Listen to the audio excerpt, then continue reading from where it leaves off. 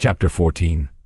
Some time elapsed before I learned the history of my friends. It was one which could not fail to impress itself deeply on my mind, unfolding as it did a number of circumstances, each interesting and wonderful to one so utterly inexperienced as I was. The name of the old man was de Lacy. He was descended from a good family in France, where he had lived for many years in affluence, respected by his superiors, and beloved by his equals. His son was bred in the service of his country, and Agatha had ranked with ladies of the highest distinction. A few months before my arrival, they had lived in a large and luxurious city called Paris, surrounded by friends, and possessed of every enjoyment which virtue, refinement of intellect, or taste, accompanied by a moderate fortune, could afford. The father of Safi had been the cause of their ruin. He was a Turkish merchant and had inhabited Paris for many years when, for some reason which I could not learn, he became obnoxious to the government. He was seized and cast into prison the very day that Safi arrived from Constantinople to join him. He was tried and condemned to death. The injustice of his sentence was very flagrant. All Paris was indignant, and it was judged that his religion and wealth, rather than the crime alleged against him, had been the cause of his condemnation. Felix had accidentally been present at the trial. His horror and indignation were uncontrollable when he heard the decision of the court. He made, at that moment, a solemn vow to deliver him, and then looked around for the means. After many fruitless attempts to gain admittance to the prison, he found a strongly grated window in an unguarded part of the building, which lighted the dungeon of the unfortunate Mohammedan, who, loaded with chains, waited in despair the execution of the barbarous sentence. Felix visited the grate at night, and made known to the prisoner his intentions in his favor. The Turk, amazed and delighted, endeavored to kindle the zeal of his deliverer by promises of reward and wealth. Felix rejected his offers with contempt. Yet when he saw the lovely Safi, who was allowed to visit her father, and who by her gestures expressed her lively gratitude, the youth could not help owning to his own mind that the captive possessed a treasure which would fully reward his toil and hazard. The Turk quickly perceived the impression that his daughter had made on the heart of Felix, and endeavored to secure him more entirely in his interests, by the promise of her hand in marriage, so soon as he should be conveyed to a place of safety. Felix was too delicate to accept this offer, yet he looked forward to the probability of the event as to the consummation of his happiness. During the ensuing days, while the preparations were going forward for the escape of the merchant, the zeal of Felix was warmed by several letters that he received from this lovely girl, who found means to express her thoughts in the language of her lover by the aid of an old man, a servant of her father who understood French. She thanked him in the most ardent terms for his intended services towards her parent, and at the same time she gently deplored her own fate. I have copies of these letters, for I found means, during my residence in the hovel, to procure the implements of writing, and the letters were often in the hands of Felix or Agatha. Before I depart, I will give them to you. They will prove the truth of my tale. But at present, as the sun is already far declined, I shall only have time to repeat the substance of them to you. Safi related that her mother was a Christian Arab, seized and made a slave by the Turks. Recommended by her beauty, she had won the heart of the father of Safi, who married her. The young girl spoke in high and enthusiastic terms of her mother, who, born in freedom, spurned the bondage to which she was now reduced. She instructed her daughter in the tenets of her religion, and taught her to aspire to higher powers of intellect, and an independence of spirit, forbidden to the female followers of Mohammed. This lady died, but her lessons were indelibly impressed on the mind of Safi, who sickened at the prospect of again returning to Asia, and being immured within the walls of a harem, allowed only to occupy herself with infantile amusements, ill-suited to the temper of her soul, now accustomed to grand ideas and a noble emulation for virtue. The prospect of marrying a Christian and remaining in a country where women were allowed to take a rank in society was enchanting to her. The day for the execution of the Turk was fixed, but on the night previous to it he quitted his prison, and before morning was distant many leagues from Paris.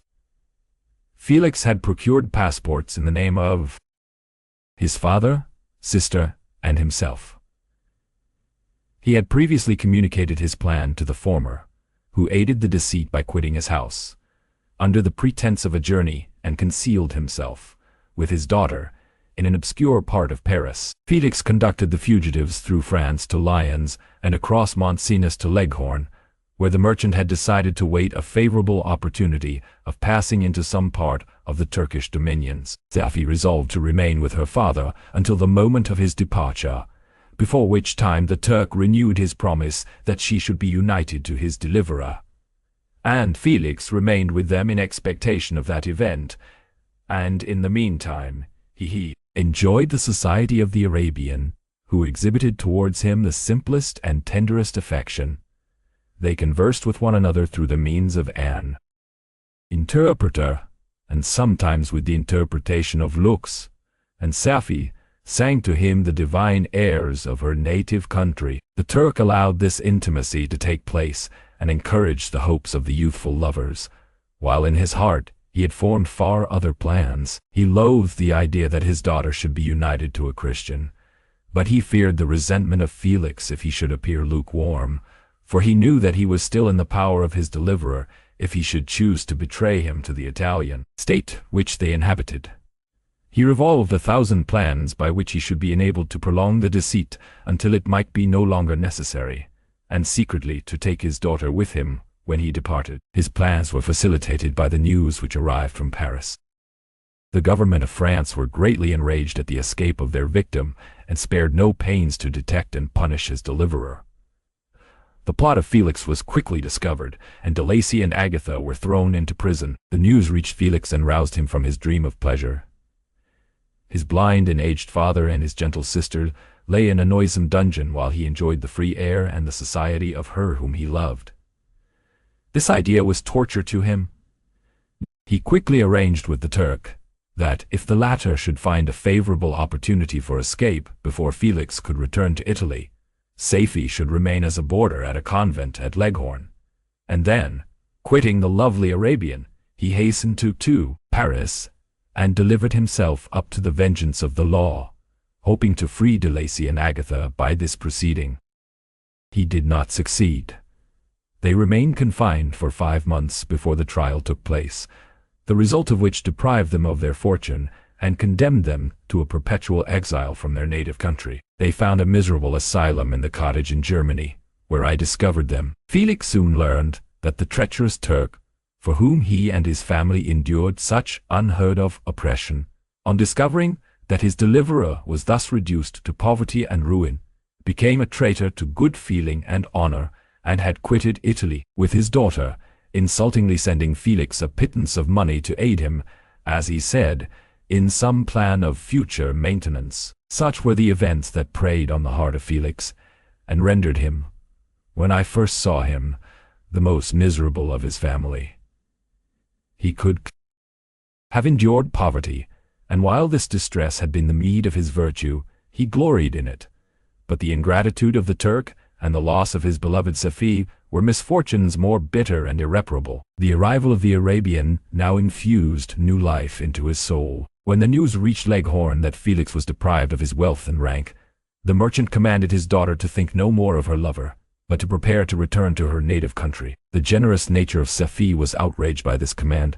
She attempted to expostulate with her father, but he left her angrily, reiterating his tyrannical mandate. A few days after, the Turk entered his daughter's apartment and told her hastily that he had reason to believe that his residence at Leghorn had been divulged, and that he should speedily be delivered up to the French government.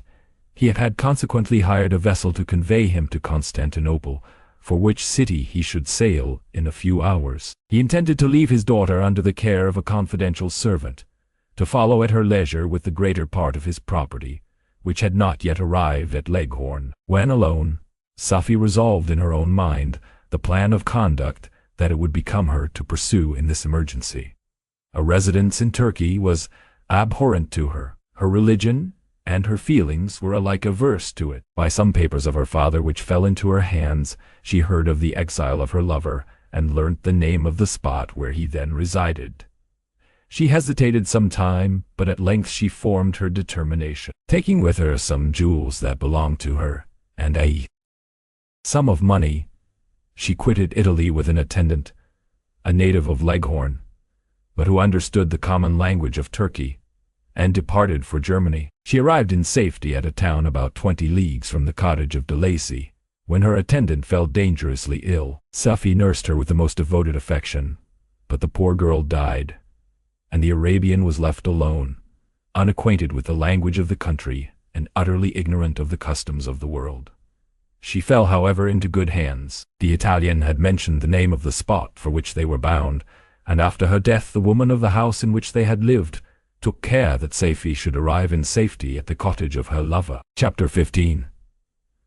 Such was the history of my beloved cottagers. It impressed me deeply. I learned from the views of social life which it developed to admire their virtues and to deprecate the vices of mankind. As yet, I looked upon crime as a distant evil. Benevolence and generosity were ever present before me, inciting within me a desire to become an actor in the busy scene where so many admirable qualities were called forth and displayed. But in giving an account of the progress of my intellect, I must not omit a circumstance which occurred in the beginning of the month of August of the same year. One night, during my accustomed visit to the neighboring wood, where I collected my own food and brought home firing for my protectors, I found on the ground a leathern portmanteau containing several articles of dress and some books. I eagerly seized the prize and returned with it to my hovel. Fortunately, the books were written in the language, the elements of which I had acquired at the cottage. They consisted of Paradise Lost, a volume of Plutarch's Lives, and the Sorrows of Werther. The possession of these treasures gave me extreme delight. I now continually studied and exercised my mind upon these histories, whilst my friends were employed in their ordinary occupations. I can hardly describe to you the effect of these books. They produced in me an infinity of new images and feelings that sometimes raised me to ecstasy, but more frequently sunk me into the lowest dejection. In the Sorrows of Werther, besides the interest of its simple and affecting story, so many opinions are canvassed, and so many lights thrown upon what had hitherto been to me obscure subjects, that I found in it a never-ending source of speculation and astonishment. The gentle and domestic manners it described, combined with lofty sentiments and feelings, which had for their object something out of self, accorded well with my experience among my protectors, and with the wants which were forever alive in my own bosom. But I thought Werther himself a more divine being than I had ever beheld or imagined. His character contained no pretension, but it sank deep.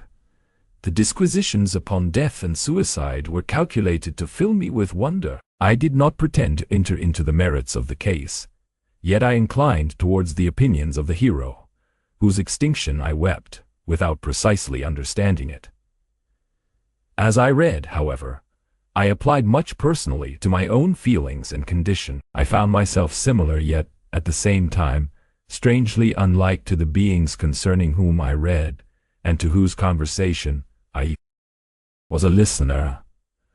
I sympathized with and partly understood them, but I was unformed in mind.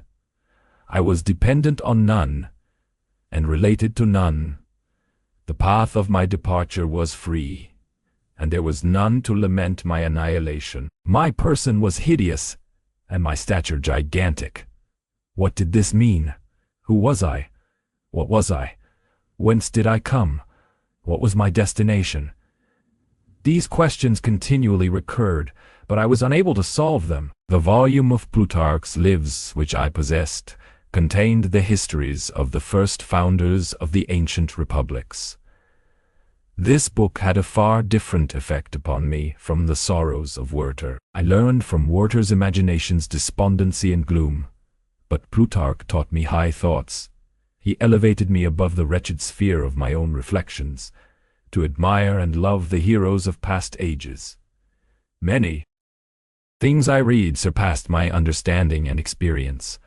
I had a very confused knowledge of kingdoms, wide extents of country, mighty rivers, and boundless seas. but I was perfectly unacquainted with towns and large assemblages of men. The cottage of my protectors had been the only school in which I had studied human nature, but this book developed new and mightier scenes of action.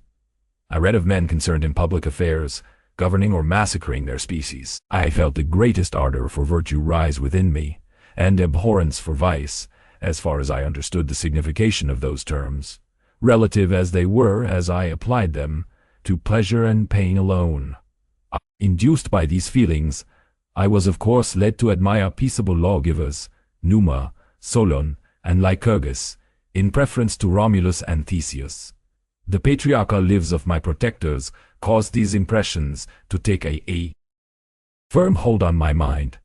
Perhaps, if my first introduction to humanity had been made by a young soldier, burning for glory and slaughter, I should have been imbued with different sensations.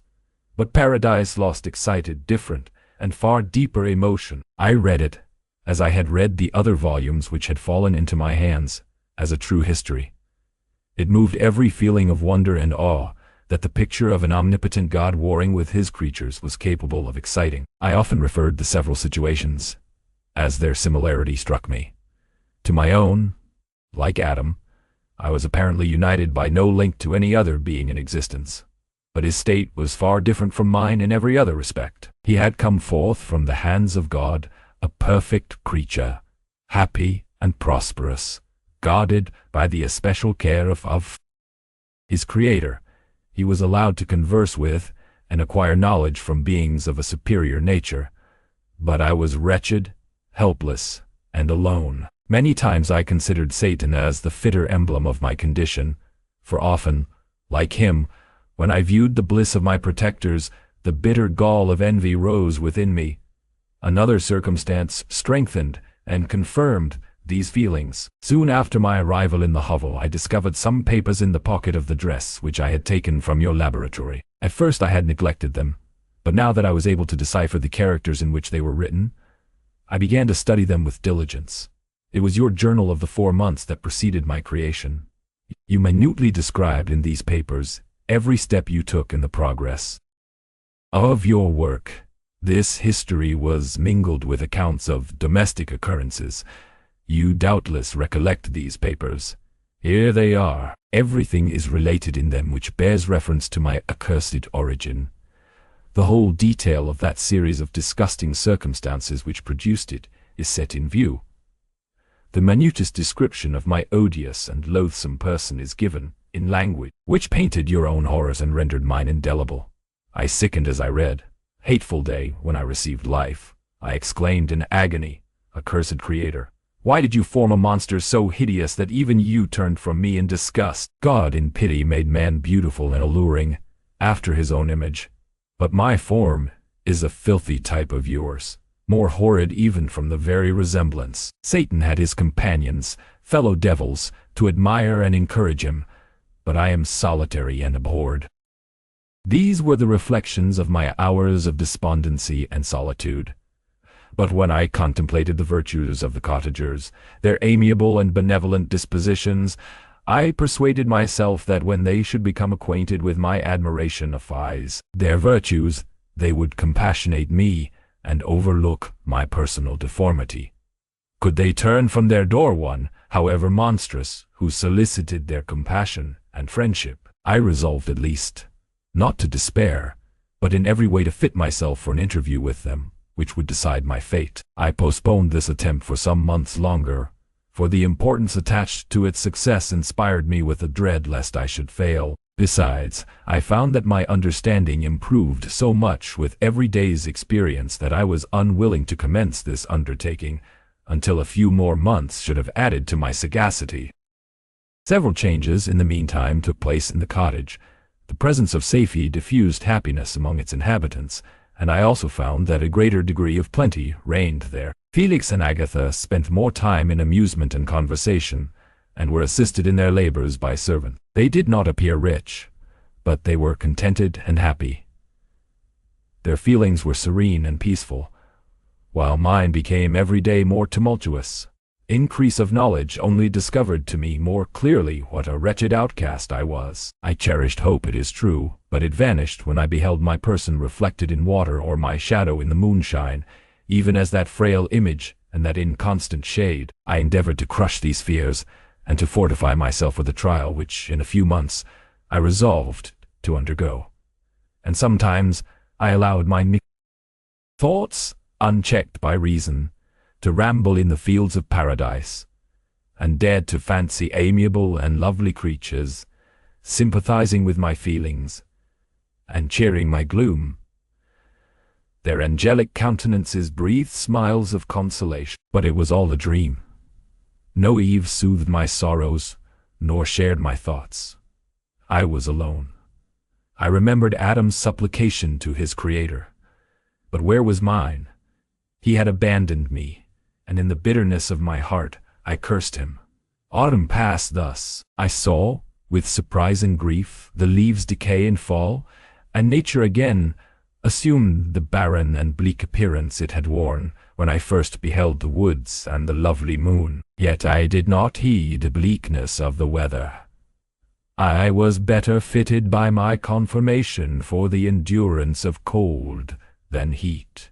But my chief delights were the sight of the flowers, the birds, and all the gay apparel of summer. When those deserted me, I turned with more attention towards the cottagers. Their happiness was not decreased by the absence of summer. They loved and sympathized with one another, and their joys, depending on each other, were not interrupted by the casualties that took place around them. The more I saw of them, the greater became my desire to claim their protection and kindness. My heart yearned to be known and loved by these amiable creatures. To see their sweet looks directed towards me with affection was the utmost limit of my vain ambition.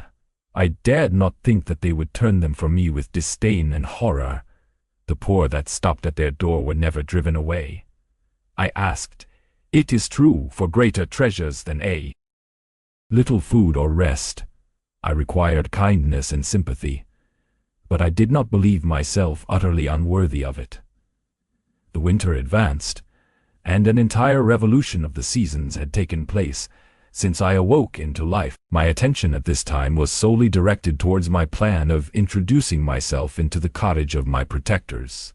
I revolved many projects, but that on which I finally fixed was to enter the dwelling when the blind old man should be alone. I had sagacity enough to discover that the unnatural hideousness of my person was the chief object of horror with those who had formerly beheld me. My voice, although harsh, had nothing terrible in it.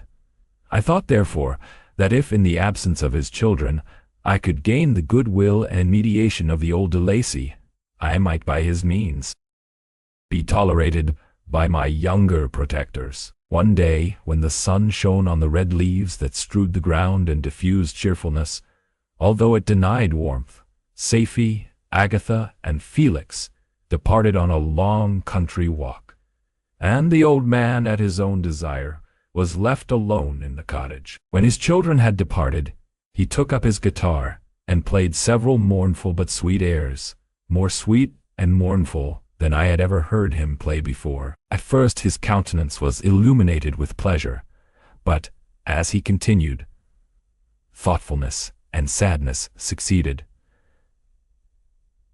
At length, laying aside the instrument, he sat absorbed in reflection. My heart beat quick.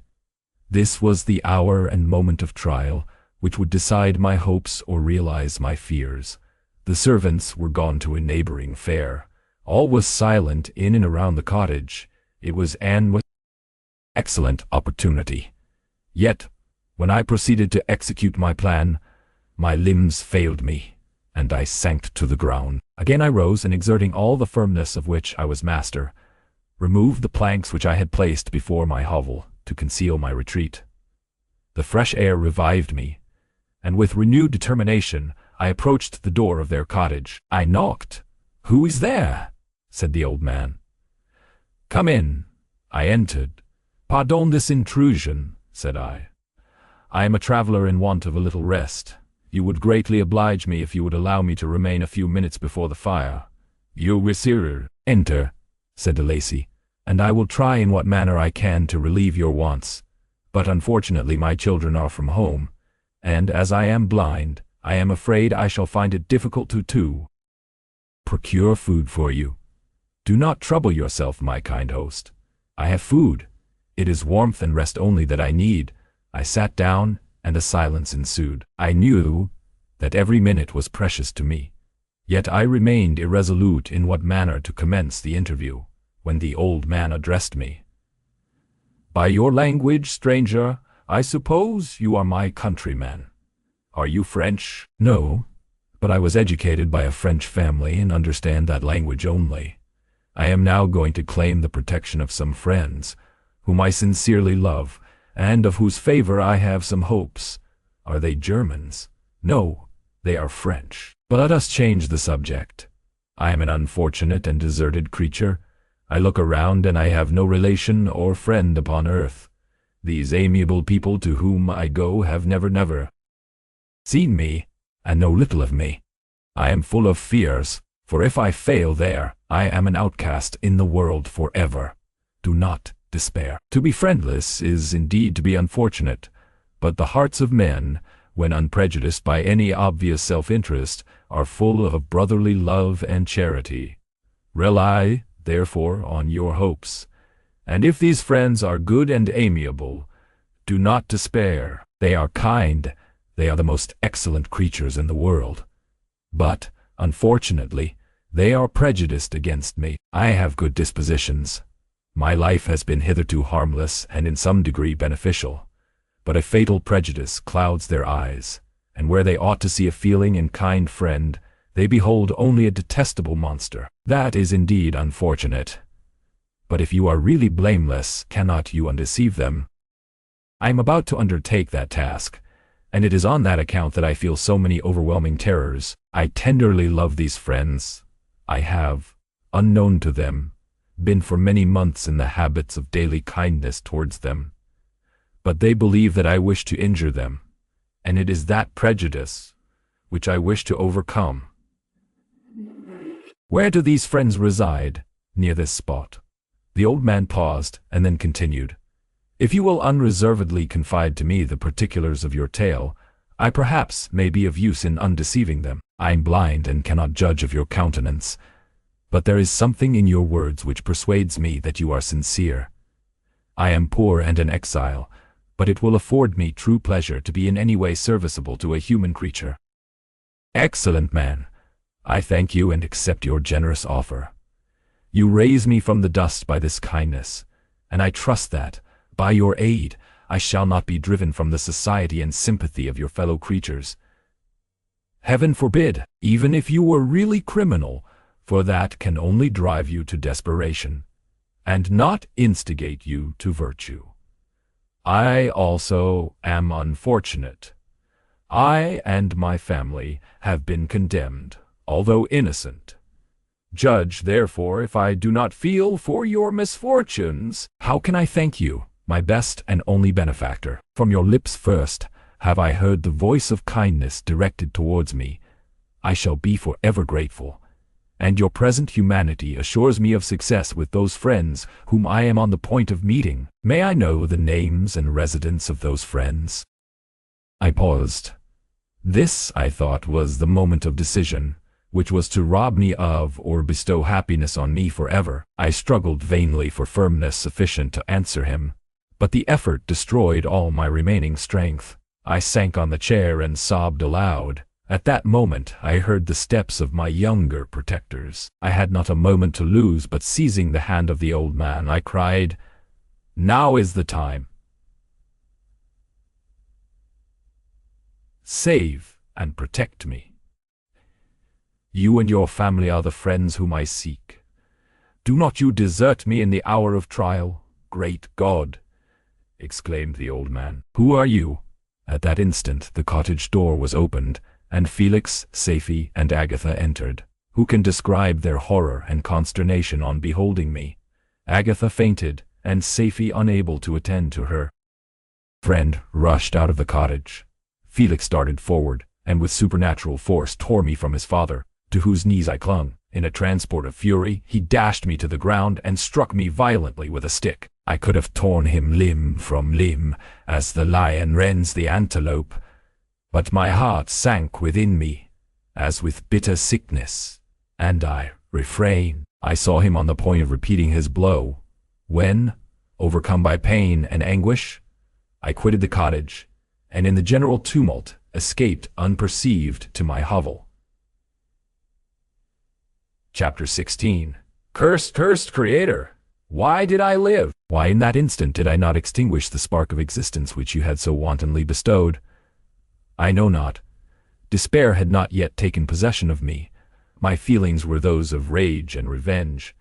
I could with pleasure have destroyed the cottage and its inhabitants, and have glutted myself with their shrieks and misery.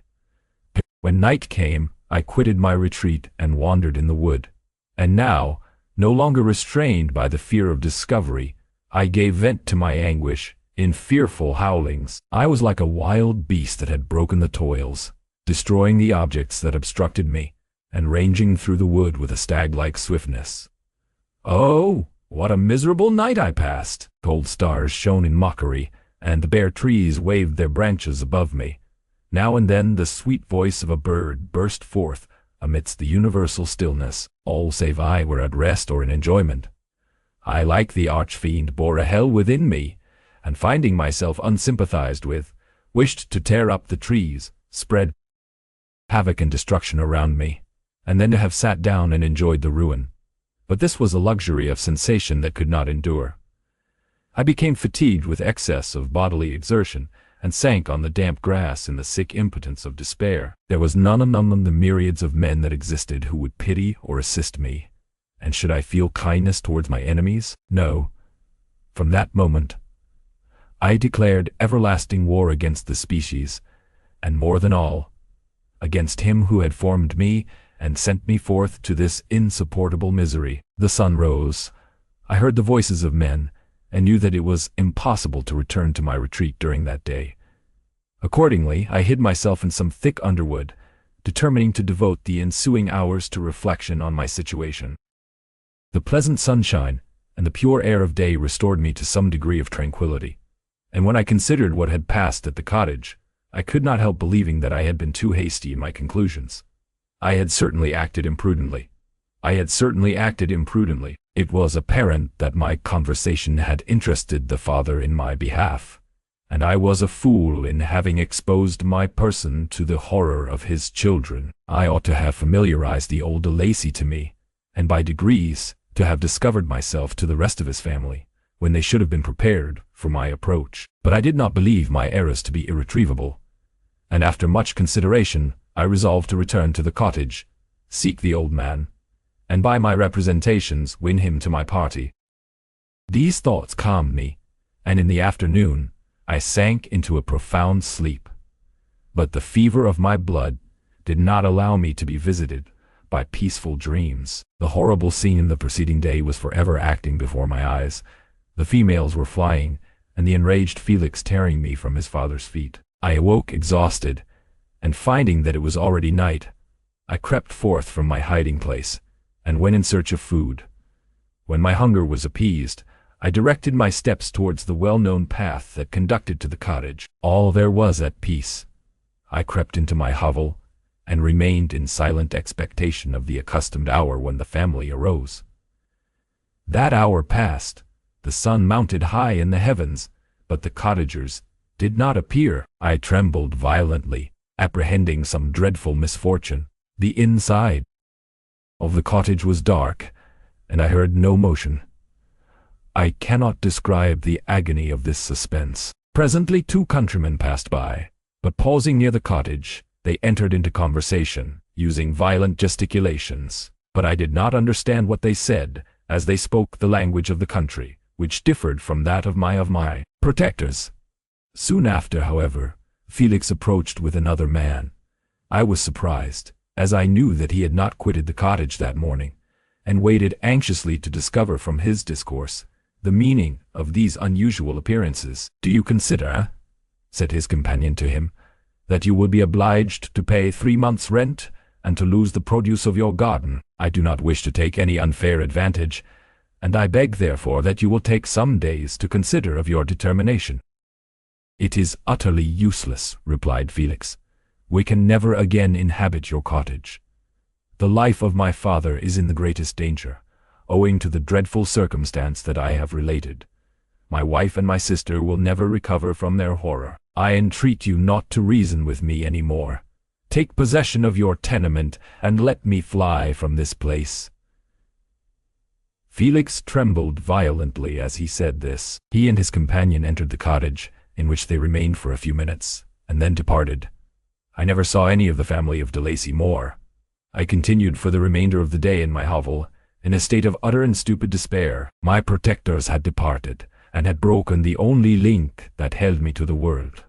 For the first time, the feelings of revenge and hatred filled my bosom, and I did not strive to control them, but allowing myself to be borne away by the stream, I bent my mind towards injury and death. When I thought of my friends, of the mild voice of de Lacy, the gentle eyes of Agatha, and the exquisite beauty of the Arabian, these thoughts vanished, and a gush of tears somewhat soothed me. But again, when I reflected that they had spurned and deserted me, anger returned, a rage of anger, and unable to injure anything human, I turned my fury towards inanimate objects. As night advanced, I placed a variety of combustibles around the cottage, and after having destroyed every vestige of cultivation in the garden, I waited with forced impatience until the moon had sunk to commence my operations.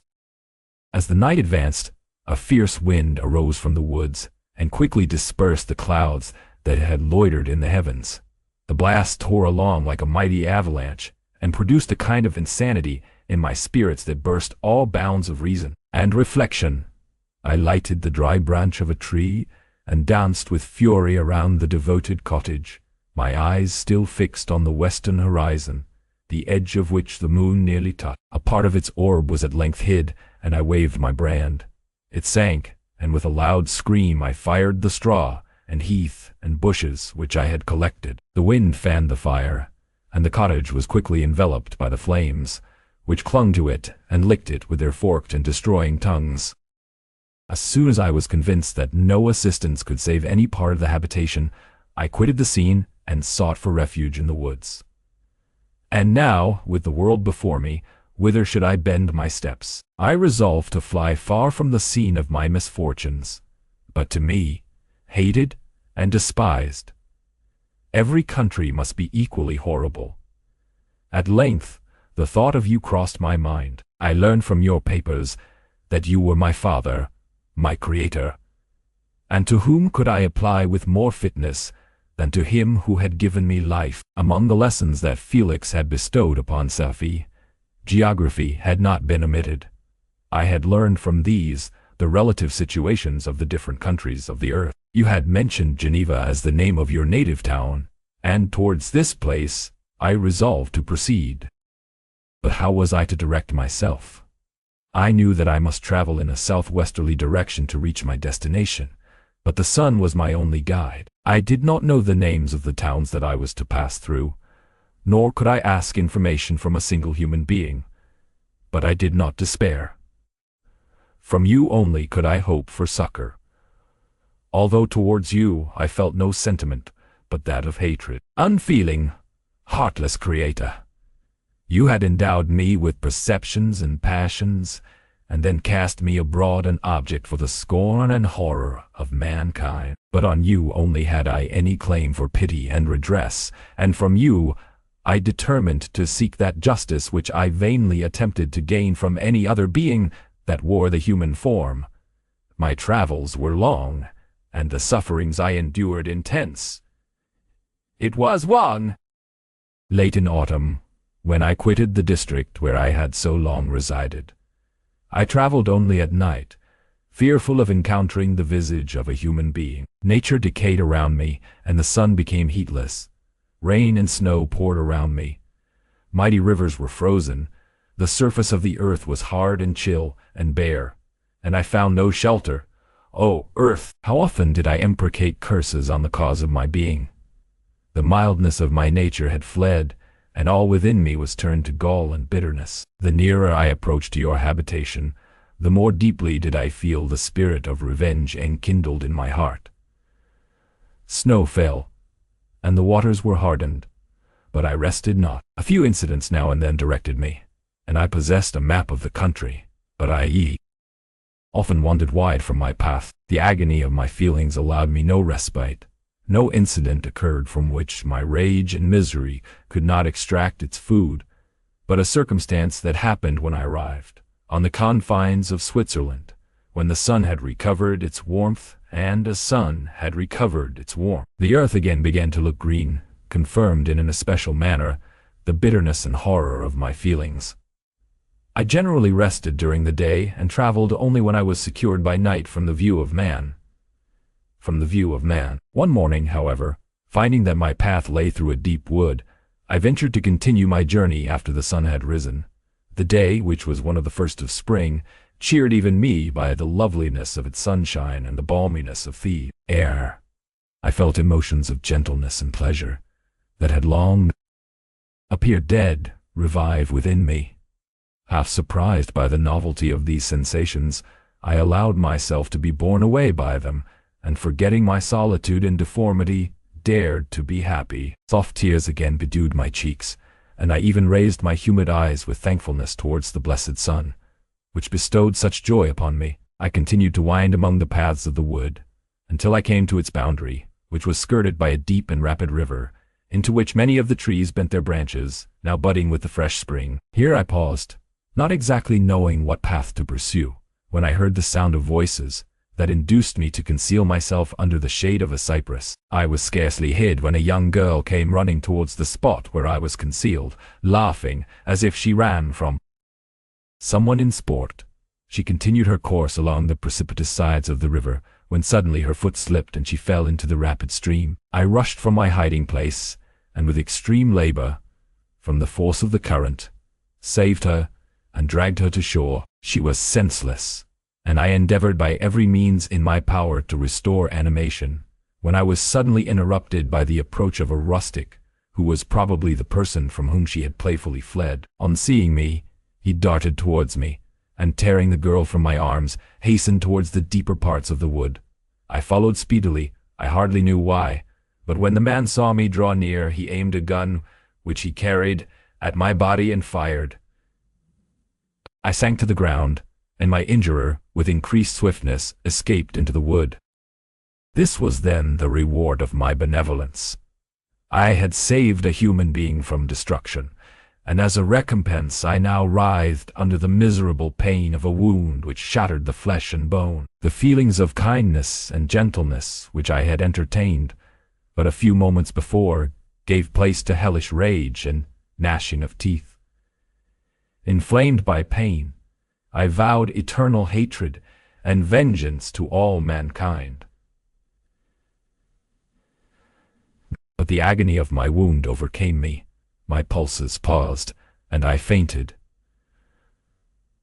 For some weeks I led a miserable life in the woods, endeavoring to cure the wound which I had received. The ball had entered my shoulder, and I knew not whether it had remained there or passed through. At any rate, I had no means of extracting it. My sufferings were augmented also by the oppressive sense of the injustice and ingratitude of their infliction. My daily vows rose for revenge, a deep and deadly revenge, such as would alone compensate for the outrages and anguish I had endured. After some weeks my wound healed, and I continued my journey. The labors I endured were no longer to be alleviated by the bright sun or gentle breezes of spring. All joy was but a mockery which insulted my desolate state and made me feel more painfully that I was not made for the enjoyment of pleasure. But my toils now drew near a close, and in 2 months from this time I reached the environs of Geneva. It was evening when I arrived, and I retired to a hiding place among the fields that surround it to meditate in what manner I should apply to you. I was oppressed by fatigue and hunger, and far too unhappy to enjoy the gentle breezes of evening, or the prospect of the sun setting behind the stupendous mountains of Jura. At this time a slight sleep relieved me from the pain of reflection, which was disturbed by the approach of a beautiful child, who came running into the recess I had chosen, with all the sportiveness of infancy. Suddenly, As I gazed on him, an idea seized me that this little creature was unprejudiced, and had lived too short a time to have imbibed a horror of deformity. If, therefore, I could seize him and educate him as my companion and friend, I should not be so desolate in this peopled earth. Urged by this impulse, I seized on the boy as he passed and drew him towards me. As soon as he beheld my form, he placed his hands before his eyes and uttered a shrill scream. I drew his hand forcibly from his face and said, "Child, what is the meaning of this? I do not intend to hurt you. Listen to me." He struggled violently. "Let me go," he cried. "Monster, ugly wretch. You wish to eat me and tear me to pieces. You are an ogre. Let me go, or I will tell my papa. Boy, you will never see your father again. You must come with me. Hideous monster, let me go. My papa is a Sindiche is Frankenstein. He will punish you. You dare not keep me, Frankenstein. You belong then to my enemy, to him towards whom I have sworn eternal revenge. You shall be my first victim." The child still struggled and loaded me with epithets which carried despair to my heart. I grasped his throat to silence him, and in a moment he lay dead at my feet. I gazed on my victim, and my heart swelled with exultation and hellish triumph. Clapping my hands, I exclaimed, "I too can create desolation. My enemy is not invulnerable. This death will carry despair to him, and 1,000 other miseries shall torment and destroy him." As I fixed my eyes on the child, I saw something glittering on his breast. I took it. It was a portrait of a most lovely woman. In spite of my malignity, it softened and attracted me. For a few moments, I gazed with delight on her dark eyes, fringed by deep lashes, and her lovely lips. But presently, my rage returned. I remembered that I was forever deprived of the delights that such beautiful creatures could bestow, and that she whose resemblance I contemplated would, regarding me, have changed that air of divine benignity to one expressive of disgust and affright. Can you wonder that such thoughts transported me with rage? I only wonder that at that moment, instead of venting my sensations in exclamations and agony, I did not rush among mankind and perish in the attempt to destroy them. While I was overcome by these feelings, I left the spot where I had committed the murder, and seeking a more secluded hiding place, I entered a barn which had appeared to me to be empty. A woman was sleeping on some straw. She was young, not indeed so beautiful as her whose portrait I held, but of an agreeable aspect, and blooming in the loveliness of youth and health. Here, I thought, is one of those whose joy-imparting smiles are bestowed on all but me. And then I bent over her and whispered, "Awake, fairest. Thy lover is near, he who would give his life but to obtain one look of affection from thine eyes. My beloved, awake!" The sleeper stirred. A thrill of terror ran through me. Should she indeed awake and see me and curse me and denounce the murderer? Thus would she assuredly act if her darkened eyes opened and she beheld me. The thought was madness. It stirred the fiend within Minot I. But she shall suffer.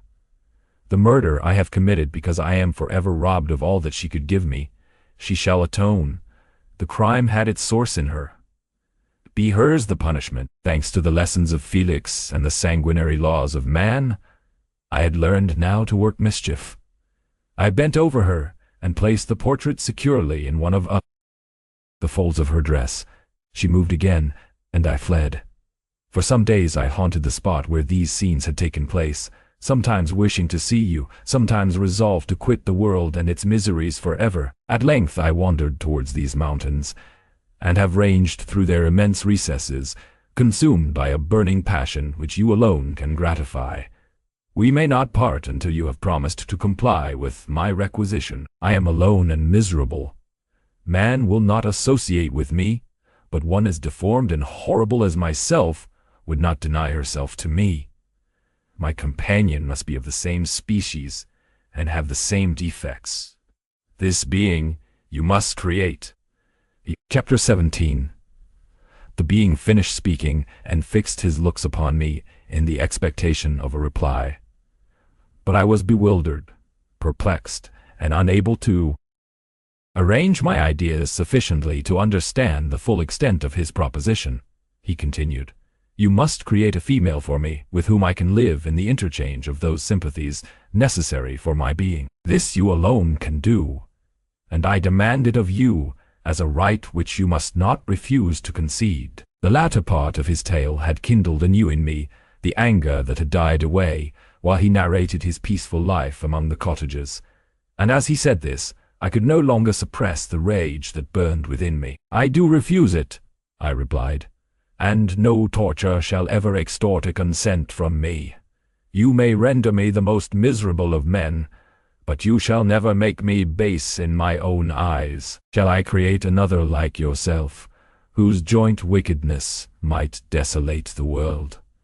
Begone! I have answered you. You may torture me, but I will never consent." "You are in the wrong," replied the fiend, "and instead of threatening, I am content to reason with you. I am malicious because I am miserable. Am I not shunned and hated by all mankind? You, my creator, would tear me to pieces and triumph. Remember that, and tell me why I should pity man more than he pities me? You would not call it murder if you could precipitate me into one of those ice rifts and destroy my frame, the work of your own hands. Shall I respect man when he condemns me? Let him live with me in the interchange of kindness, and instead of injury, I would bestow every benefit upon him with tears of gratitude at his acceptance. But that cannot be. The human senses are insurmountable barriers to our union. Yet mine shall not be the submission of abject slavery. I will revenge my injuries. If I cannot inspire love, I will cause fear, and chiefly towards you, my arch enemy. Because my Creator do I swear inextinguishable hatred. Have a care. I will work at your destruction, nor finish until I desolate your heart, so that you shall curse the hour of your birth." A fiendish rage animated him as he said this. His face was wrinkled into contortions too horrible for human eyes to behold. But presently he calmed himself and proceeded, "I intended to reason. This passion is detrimental to me, for you do not reflect that you are the cause of its excess. If any being felt emotions of benevolence towards me, I should return them a hundredfold. For that one creature's sake I would make peace with the whole kind. But I now indulge in dreams of bliss that cannot be realized. What I ask of you is reasonable and moderate. I demand a creature of another sex, but as hideous as myself. The gratification is small, but it is all that I can receive, and it shall content me. It is true we shall be monsters, cut off from all the world, but on that account we shall be more attached to one another. Our lives will not be happy, but they will be harmless and free from the misery I now feel.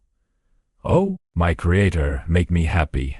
Let me feel gratitude towards you for one benefit. Let me see that I excite the sympathy of some existing thing. Do not deny me my request." I was moved. I shuddered when I thought of the possible consequences of my consent, but I felt that there was some justice in his argument. His tale and the feelings he now expressed proved him to be a creature of fine sensations, and did I not as his maker owe him all the portion of happiness that it was in my power to bestow? He saw my change of feeling and continued, "If you consent, neither you nor any other human being shall ever see us again. I will go to the vast wilds of South America. My food is not that of man. I do not destroy the lamb and the kid to glut my appetite. Acorns and berries afford me sufficient nourishment. My companion will be of the same nature as myself, and will be content with the same fare. We shall make our bed of dried leaves. The sun will shine on us as on man and will ripen our food.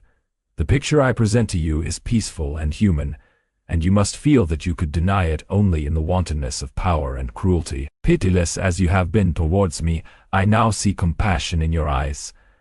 Let me seize the favorable moment and persuade you to promise what I so ardently desire." "You propose," replied I, to fly from the habitations of man, to dwell in those wilds where the beasts of the field will be your only companions. How can you who long for the love and sympathy of man persevere in this exile? You will return and again seek their kindness, and you will meet with their detestation. Your evil passions will be renewed, and you will then have a companion to aid you in the task of destruction. This may not be. Cease to argue the point, for I cannot consent. How inconstant are your feelings! But a moment ago you were moved by my representations, and why do you again harden yourself to my complaints? I swear to you, by the earth which I inhabit, and by you that made me, that with the companion you bestow, I will quit the neighborhood of man and dwell, as it may chance, in the most savage of places. My evil passions will have fled, for I shall meet with sympathy.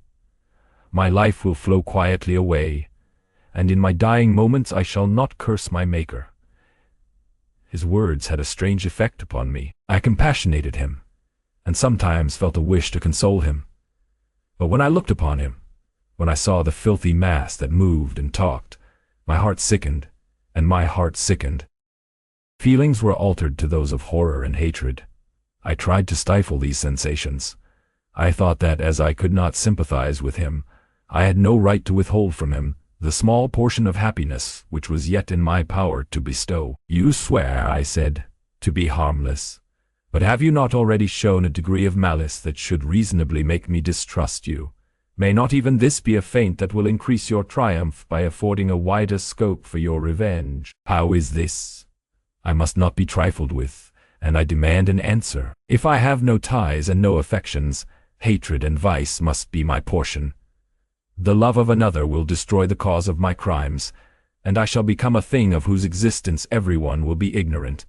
My vices are the children of a forced solitude that I abhor, and my virtues will necessarily arise when I live in communion with an equal. I shall feel the affections of a sensitive being, and become linked to the chain of existence and events from which I am now excluded. I paused some time to reflect on all he had related, and the various arguments which he had employed. I thought of the promise of virtues which he had displayed on the opening of his existence, and the subsequent blight of all kindly feeling by the loathing and scorn which his protectors had manifested towards him. His power and threats were not omitted in my calculations. A creature who could exist in the ice caves of the glaciers and hide himself from pursuit among the ridges of inaccessible precipices was a being possessing faculties it would be vain to cope with. After a long pause of reflection, I concluded that the justice due both to him and my fellow creatures demanded of me that I should comply with his request. Turning to him, therefore, I said, I consent to your demand, on your solemn oath to quit Europe forever, and every other place in the neighborhood of man, as soon as I shall deliver into your hands a female who will accompany you in your exile. I swear, he cried, by the sun, and by the blue sky of heaven, and by the fire of love that burns my heart, that if you grant my prayer, while they exist you shall never behold me again. Depart to your home and commence your labors. I shall watch their progress within unutterable anxiety, and fear not but that when you are ready, I shall appear. Saying this, he suddenly quitted me, fearful, perhaps, of any change in my sentiments. I saw him descend the mountain with greater speed than the flight of an eagle, and quickly lost among the undulations of the sea of ice. His tale had occupied the whole day, and the sun was upon the verge of the horizon when he departed. I knew that I ought to hasten my descent towards the valley, as I should soon be encompassed in darkness, but my heart was heavy, and my step slow. The labor of winding among the little paths of the mountain, and fixing my feet firmly as I advanced, perplexed me, occupied as I was by the emotions which the occurrences of the day had produced. Night was far advanced when I came to the halfway resting place, and seated myself beside the fountain. The stars shone at intervals as the clouds passed from over them. The dark pines rose before me, and every here and there a broken tree lay on the ground. It was a scene of wonderful solemnity, and stirred strange thoughts within me. I wept bitterly, and clasping my hands in agony, I exclaimed, "Oh, stars and clouds and winds, ye are all about to mock me. If ye really pity me, crush sensation and memory. Let me become as naught, but if not, depart, depart, and leave me in darkness." These were wild and miserable thoughts, but I cannot describe to you how the eternal twinkling of the stars weighed upon me, and how I listened to every blast of wind as if it were a dull, ugly siroc on its way to consume me. Morning dawned before I arrived at the village of Chamonix. I took no rest, but returned immediately to Geneva. Even in my own heart I could give no expression to my sensations. They weighed on me with a mountain's weight, and their excess destroyed my agony beneath them. Thus I returned home, and entering the house, presented myself to the family. My haggard and wild appearance awoke intense alarm, but I answered no question, scarcely did I speak. I felt as if I were placed under a ban, as if I had no right to claim their sympathies, as if never more might I enjoy companionship with them. Yet even thus I loved them to adoration, and to save them, I resolved to dedicate myself to my most abhorred task. The prospect of such an occupation made every other circumstance of existence pass before me like a dream. And that thought only had to me the reality of life.